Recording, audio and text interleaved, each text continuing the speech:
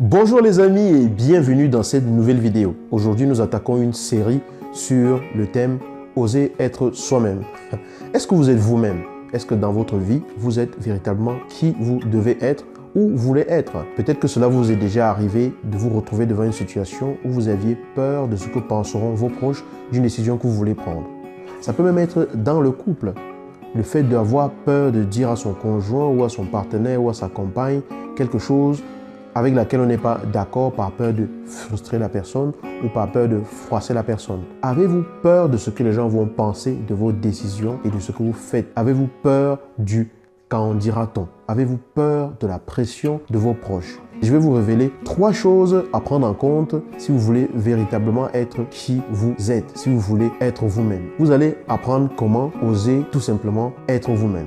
Première chose à prendre en compte, identifiez-vous. Qui êtes-vous? Pouvoir être soi-même, ça implique que l'on sait qui on est vraiment. Si vous ne savez pas qui vous êtes vraiment, quelles sont vos véritables valeurs, ce qui vous définit, donc qui vous êtes véritablement, vous ne pouvez pas être vous-même. Être soi-même, ce n'est pas faire tout ce que l'on veut, comme on veut, quand on le veut. Être soi-même, c'est d'abord savoir qui on est. Vous voyez que c'est une question beaucoup plus profonde qui va au-delà même de ces situations dans lesquelles vous pouvez vous trouver. Si vous savez où vous voulez aller dans cette vie, si vous savez ce qui vous définit comme personne, si vous savez ce qui vous tient véritablement à cœur comme étant le chemin à suivre ici-bas, vous saurez alors exactement comment est-ce que vous pouvez l'exprimer à l'extérieur. Vous apprendrez à le faire. Au-delà du fait d'avoir peur de ce que la famille, les amis, les collègues peuvent penser des décisions que vous prenez, si votre identité est claire pour vous, et que vous êtes véritablement relié avec elle, ça ne peut être qu'évidence pour vous que dans toute votre façon d'être et de vous exprimer, vous apprendrez et vous veillerez à être vous-même. La deuxième chose à prendre en compte, c'est que vous devez accepter votre différence. Acceptez que vous êtes différent.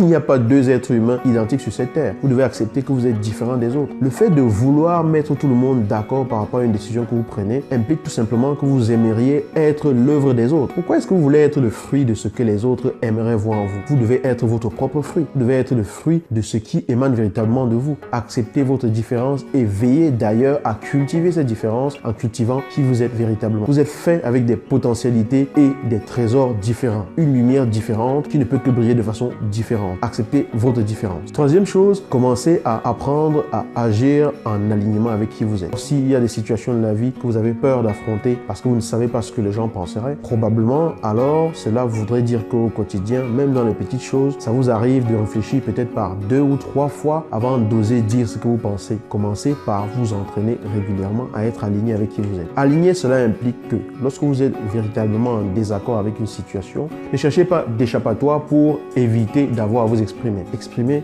clairement votre désaccord. Commencez par les petites situations qui ne vous engagent peut-être pas de façon trop émotionnelle. Apprenez à être aligné avec ce qui émane véritablement de vous. Si vous développez cette qualité à pouvoir vous exprimer progressivement, l'alignement que vous allez développer permettra que lorsque le moment viendra pour que vous abordiez un sujet beaucoup plus délicat, vous puissiez l'exprimer, que vous puissiez le faire savoir sans générer des tensions. Mais cela, ce sont des choses que nous allons apprendre dans les différentes vidéos à venir. Je vous dis à très bientôt dans ces prochaines vidéos et en attendant, osez être vous-même.